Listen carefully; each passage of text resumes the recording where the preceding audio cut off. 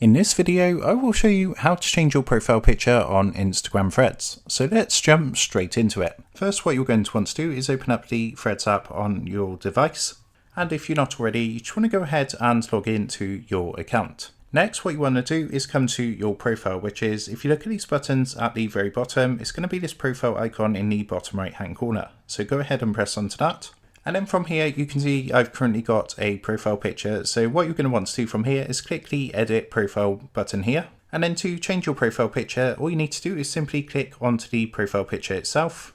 What you can do is add a new profile picture. So that's an existing one from like your gallery or your photo album, or you can import from Instagram, in which case it's going to import your profile picture from the Instagram account linked. Or finally, what you can do is just remove the current picture.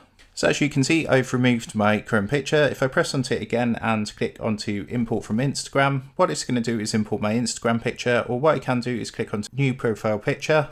Now what I'm going to do is select this picture, just press the arrow in the top right hand corner, and you can see it's changed this to a photo from my gallery. So once you've gone ahead and done that, just click the done button in the top right hand corner.